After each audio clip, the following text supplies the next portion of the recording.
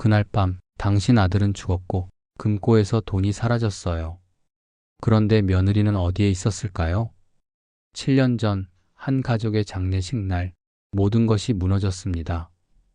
아들은 사고로 세상을 떠났고 그날 밤 금고에서 큰 돈이 사라졌습니다. 그리고 며느리도 흔적 없이 사라졌죠. 온 가족은 그녀를 도둑이라 불렀습니다. 회장도 그렇게 믿었습니다.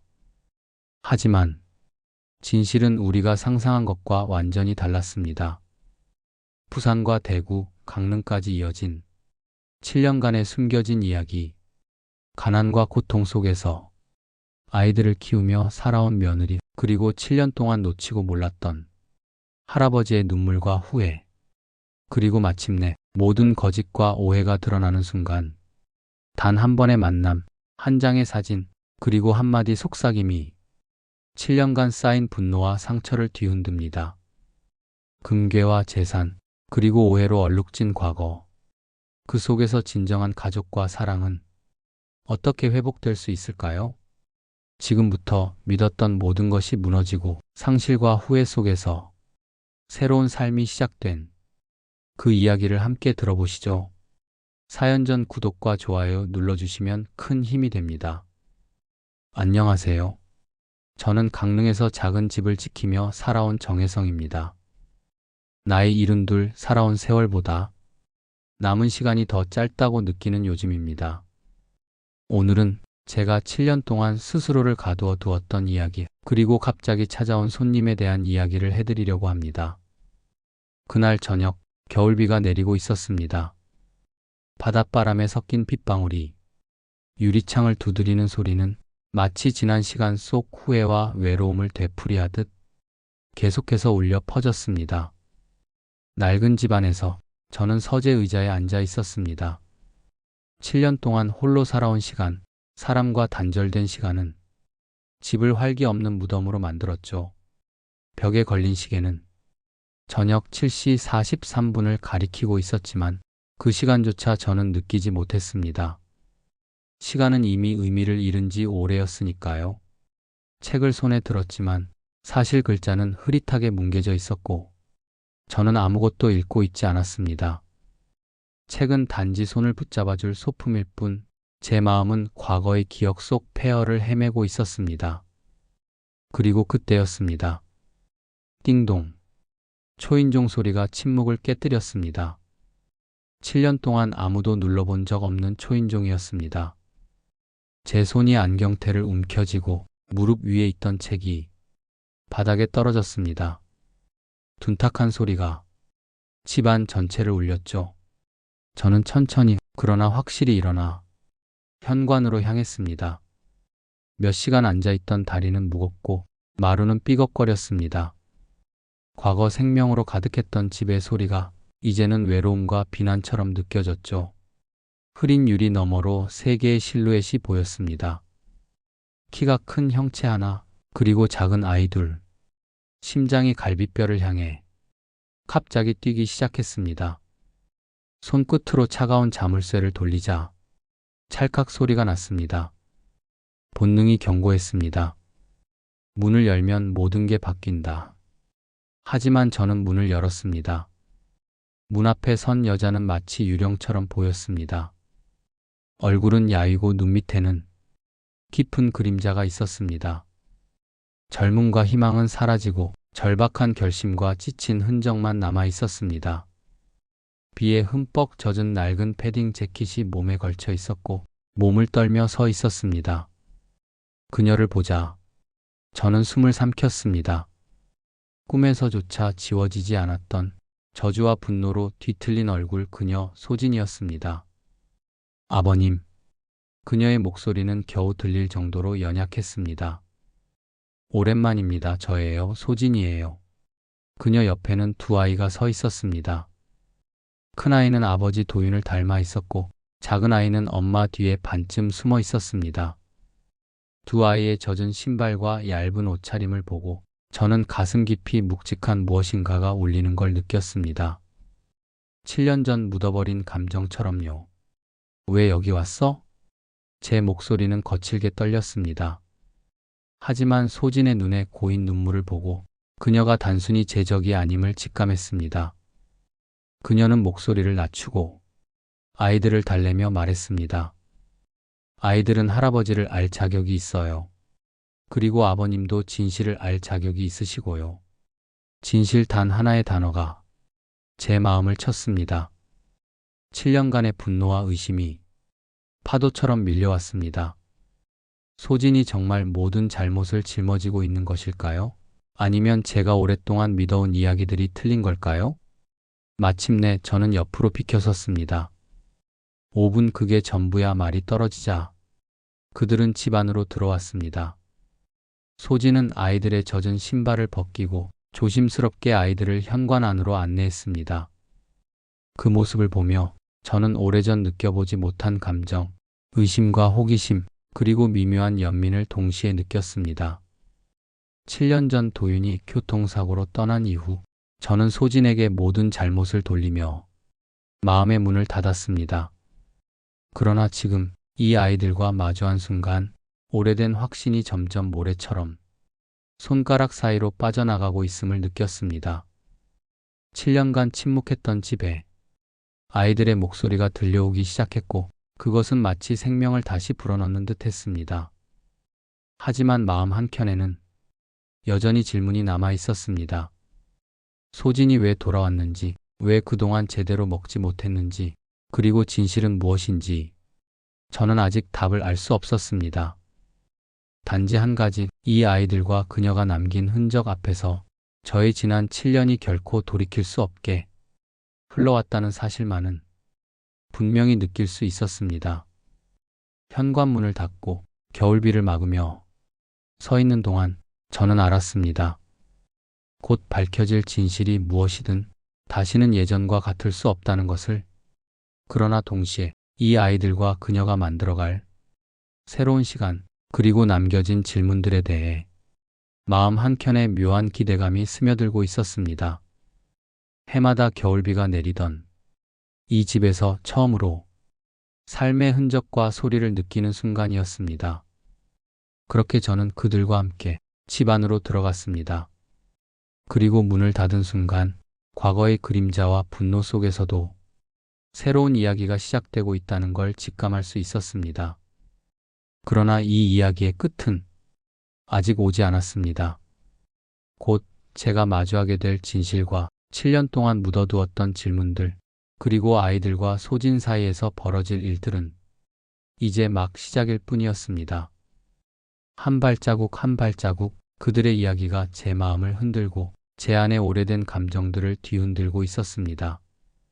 동이 트고 있었습니다. 하지만 집안을 비추는 빛은 차갑고 느리게 스며들고 있었어요. 마치 해조차도 이 슬픔에 잠긴 집을 비추기를 망설이는 듯 했습니다. 도윤의 관을 땅속에 묻은 지 24시간이 지났지만 집안은 시간과 공간의 경계를 잃은 채 여전히 묘한 정적에 잠겨 있었습니다. 산 사람의 세계와 영원히 떠난 죽은 사람 사이 그 어딘가에 갇혀있는 듯한 기분이었죠. 하얀 국화꽃들이 곳곳에 화병 속에서 시들어가고 있었습니다. 한때는 순백이었던 꽃잎은 가장자리부터 갈색으로 말라 있었고 달콤함과 썩어가는 냄새가 섞여 집안 가득 퍼져 있었습니다. 커튼과 소파, 벽까지 스며든 향 연기는 그날 장례식의 무거움을 혀끝까지 전해주고 있었죠. 검은 리본들은 문틀마다 걸려 있었고 누군가 지나갈 때마다 부드럽게 흔들렸습니다. 집 자체가 슬픔 속에서 숨을 쉬는 것처럼 느껴졌습니다. 저 정혜성은 한숨도 자지 못했습니다. 잠을 잔다는 건 아들을 또다시 버리는 것과 같았거든요. 그래서 밤새도록 도윤의 어린 시절 침대에 앉아 있었습니다. 아들의 작은 흔적들, 어렸을 때 읽어주던 책들, 그리고 웃음과 장난이 남아있는 공간에 둘러싸여 있었습니다. 하지만 눈앞의 글자들은 흐려졌고 저는 책을 보고 있는 것이 아니라 머릿속으로 전봇대가 비틀어진 사고 현장을 떠올리고 있었습니다. 산산조각 난 유리, 있을 수 없는 일의 끔찍함이 제 기억을 잠식하고 있었죠. 경찰은 사고라고 했습니다. 빗길에서 운전자가 통제력을 잃었다고, 순간의 부주의라고요. 하지만 도윤은 이 길을 가장 잘 알고 있던 사람이었습니다. 모든 커브, 위험한 구간, 비가 온 후, 물이 고이는 지점까지 조심스러운 성격의 그는 어떻게 통제력을 잃을 수 있었을까요? 그 질문이 독수리처럼 머릿속을 맴돌았지만 답은 없었습니다. 무겁게 눌러오는 부재의 무게만이 있었습니다. 새벽 5시 17분, 하늘은 아직 어둠과 빛 사이에 머물러 있었습니다. 몸이 무겁고 낯설게 느껴졌지만 저는 서재로 향했습니다. 뭔가 평범한 일을 하고 싶었어요. 보험 서류나 장례식 영수증 같은 세상이 무너져도 처리해야 하는 일들을 하면서 정신을 붙잡고 싶었습니다. 그러나 서재 문턱을 넘는 순간 공기가 달랐습니다. 누군가 다녀간 흔적이 느껴졌습니다.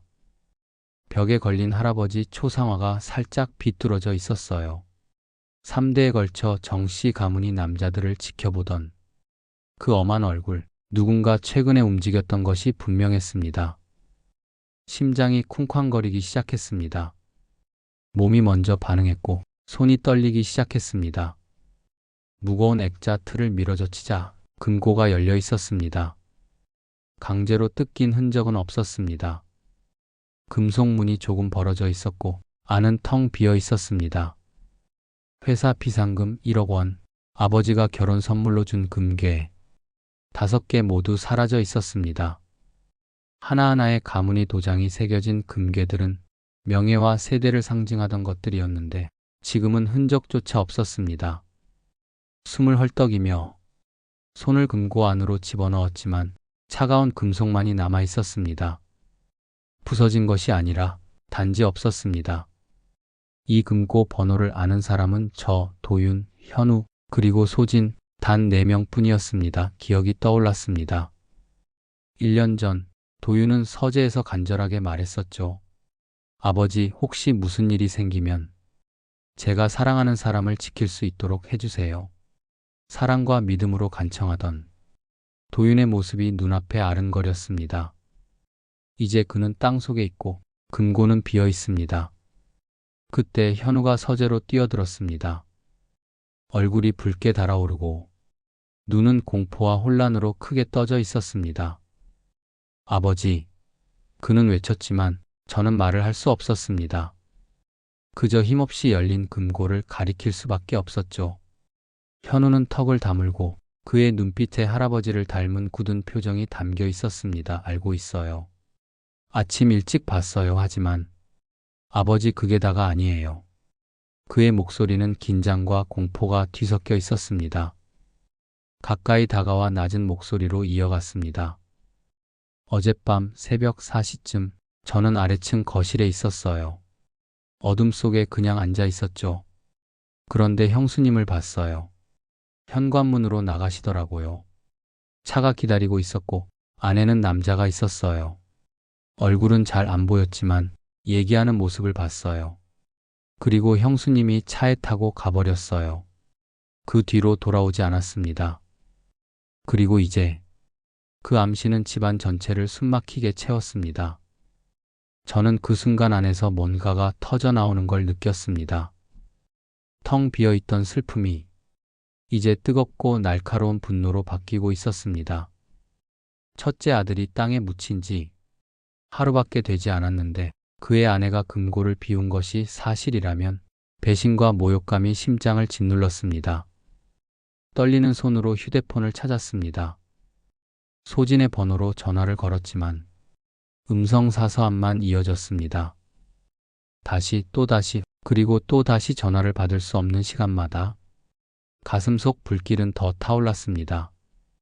그만 목소리는 조용하지만 억누른 분노로 떨리고 있었습니다. 우리에게 일하는 사람들을 모두 불러 그 여자를 찾아라. 돈을 찾아오고 이 집에는 절대 다시 발도 못 들이게 해야 한다. 현우는 고개를 끄덕였습니다. 표정은 굳어 있었고 그의 눈빛에서 갈등과 공포가 동시에 읽혔습니다. 사람들에게 뭐라고 해야 할까요? 친척과 사업 파트너에게요? 저는 턱을 딱 다물었습니다. 이를 악물 정도로 단호하게 말했습니다. 사실을 말해. 아들의 아내가 훔쳤다고, 다른 남자와 도망갔다고. 장례식 다음날 아침 누구든 그 여자를 보면 경찰에 신고하라고. 소문은 순식간에 퍼졌습니다. 작은 도시의 식당, 사무실, 집집마다 속삭임처럼 번져나갔습니다. 건설회사 사장 며느리가 도둑이라는 소문, 남편 장례식 하루도 안 돼서 배신을 저질렀다는 이야기, 작은 도시 전체가 그녀를 바라보는 시선으로 가득 찼습니다. 소진의 어머니가 전화했고 절망과 무너진 목소리가 전해졌지만 저는 받지 않았습니다.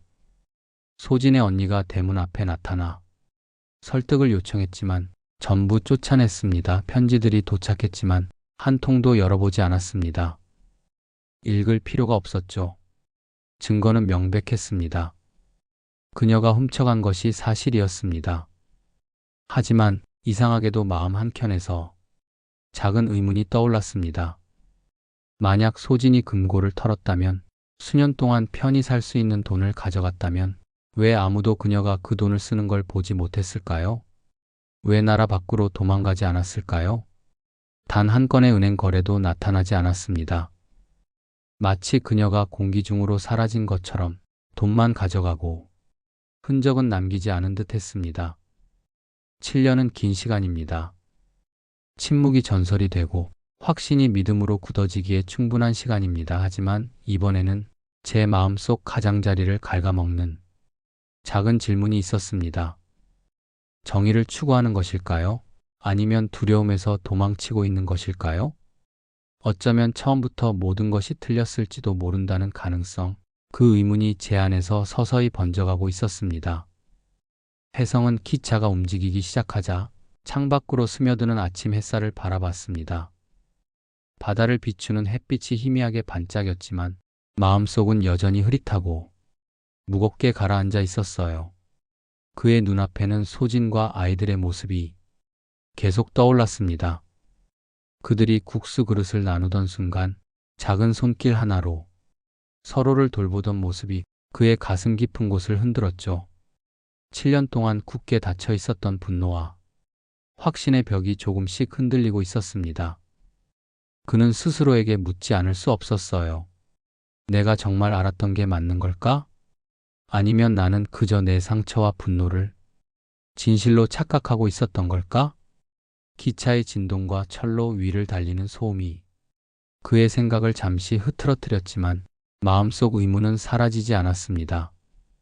그는 어린 시절부터 쌓아온 가문이 명예, 돈, 규율 속에서 살아왔고 아들 도윤을 잃은 충격과 소진에 대한 배신감으로 지난 7년을 견뎌왔어요.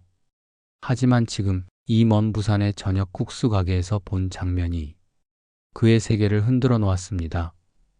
그는 소진이 한 행동 하나하나에서 도둑이나 배신자가 아니라 어머니로서, 인간으로서 살아가는 존재를 봤던 거예요. 혜성은 손을 주머니 속에서 꺼내어 굳은 주먹을 풀고 팔을 늘렸습니다. 자신도 모르게 숨을 깊게 들이쉬고 내쉬며 심장 박동을 느꼈죠. 아이들의 웃음, 소진의 부드러운 눈길, 마지막 국수 그릇을 나누던 모습이 그의 머릿속에서 연기처럼 흘러갔습니다. 그는 그제야 알았습니다. 진실은 단순히 흙과 백으로 나뉘어 있지 않다는 걸요. 배신과 악의가 아니라 삶의 고단함과 사랑, 책임과 선택 속에서 만들어진 복잡한 이야기였다는 것을요. 그러나 질문은 여전히 남아 있었습니다. 그 돈은 정말 어디로 간 걸까? 그는 마음속으로 그 의문을 붙잡고 있었습니다. 금고 속 1억 원과 금괴, 5개가 사라진 사건은 여전히 미스터리였죠. 그러나 눈앞에서 본 광경은 돈보다 더 중요한 무엇이 있다는 걸 알려주고 있었습니다. 소진과 아이들이 서로에게 기대고 서로를 보살피는 모습, 그것이 돈보다 더 강력한 가치였음을 혜성은 깨닫기 시작했어요.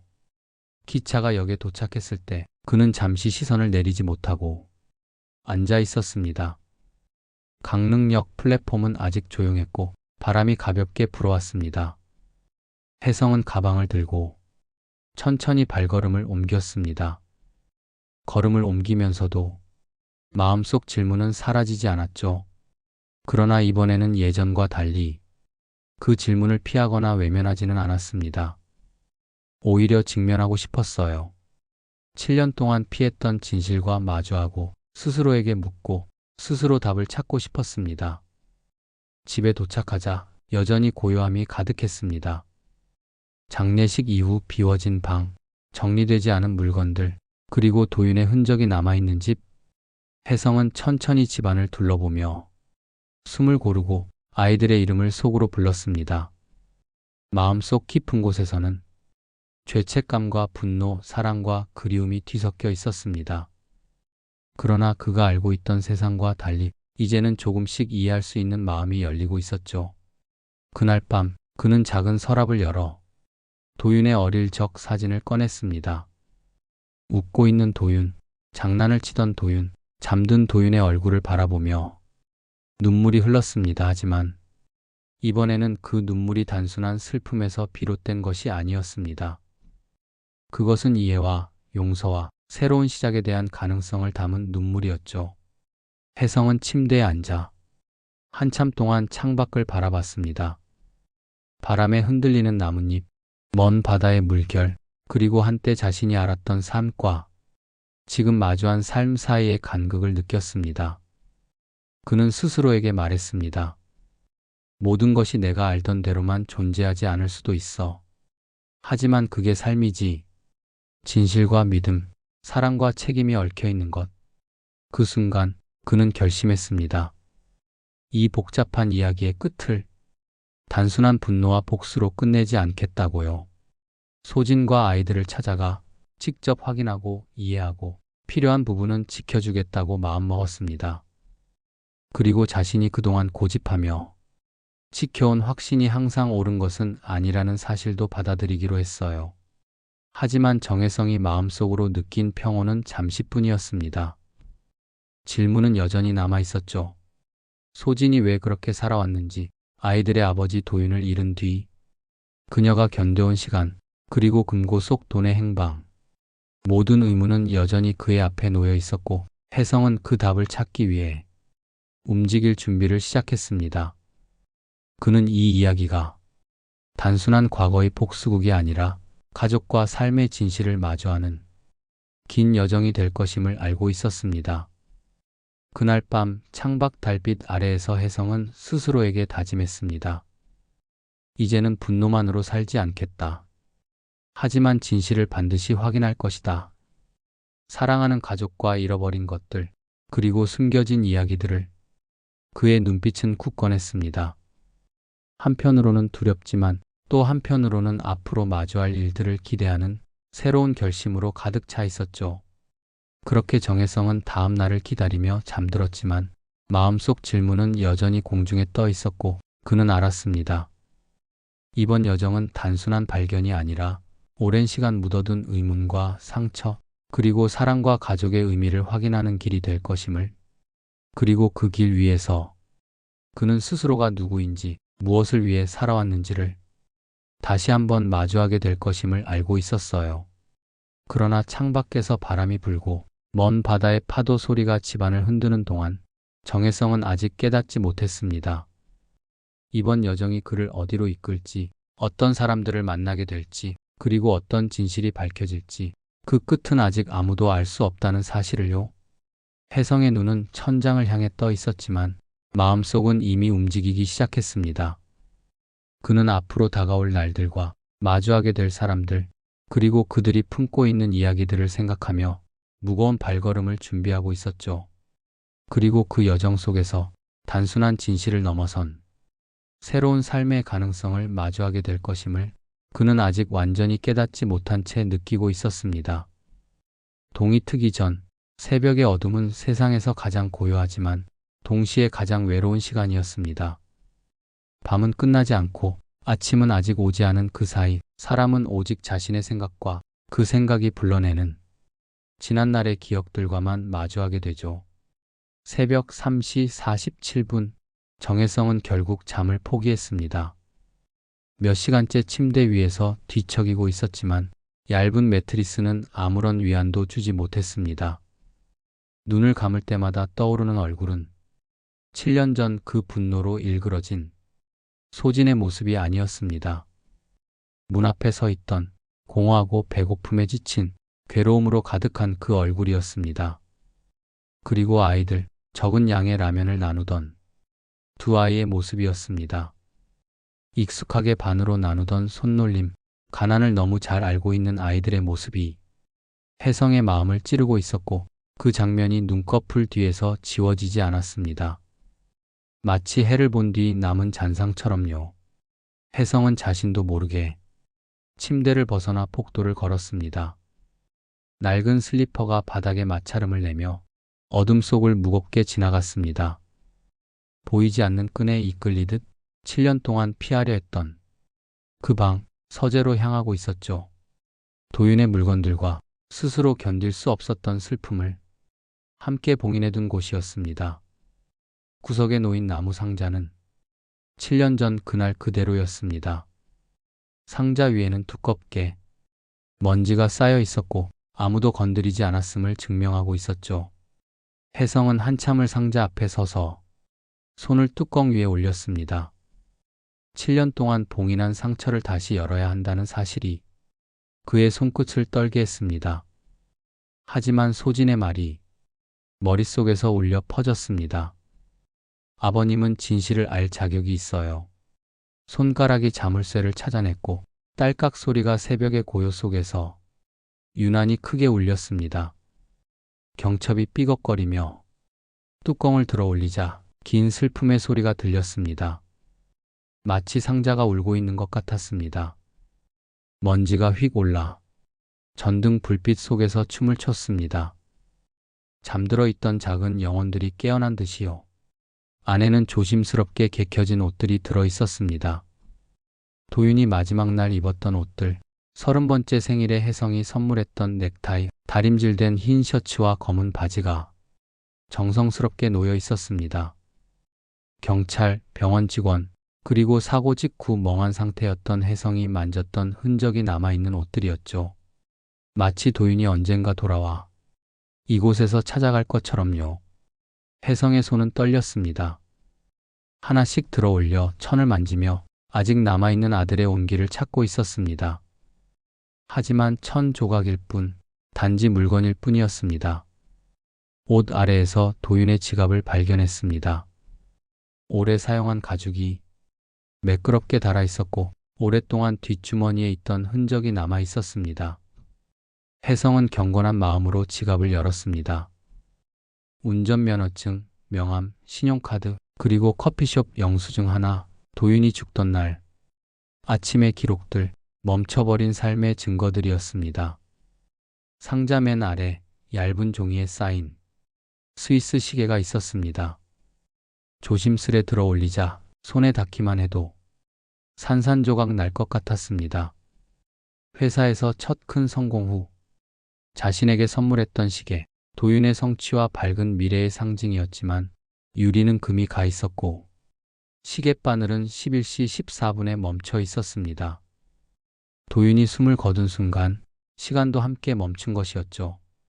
시계를 돌려보다 혜성의 눈에 또 다른 봉투가 들어왔습니다.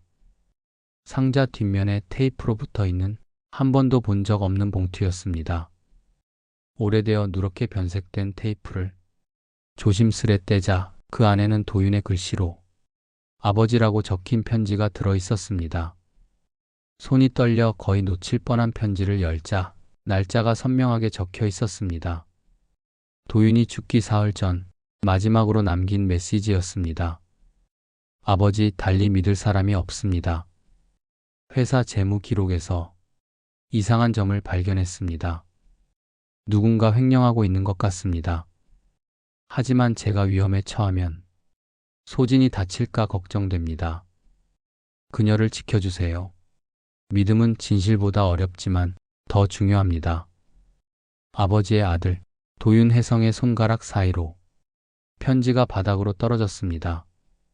마치 죽은 새의 깃털처럼 천천히 그는 편지를 바라보며 7년 전 눈멀어 상자를 열 용기가 없었던 자신의 어리석음을 깨달았습니다. 손에 쥔 휴대폰을 켜고 연락처를 내려 스크롤하다 가장 믿을 수 있는 친구 오상필을 찾았습니다. 전화벨이 울리고 걸걸한 목소리와 잠에서 깬 짜증이 섞인 상필이 나타났습니다. 손에는 은행 서류 박스를 들고 있었고 그들은 서재에 앉아 커피잔 사이에 편지를 놓았습니다. 상필은 편지를 읽고 얼굴이 굳은 채 조용히 말을 꺼냈습니다. 7년 동안 이게 여기 있었던 거야. 혜성은 힘없이 고개를 끄덕였습니다. 상필은 박스를 열어 형광펜으로 표시된 증거 자료들을 펼쳤습니다. 보안 기록, CCTV, 은행 명세서 흐릿하지만 분명한 증거들이 하나씩 쌓여갔습니다.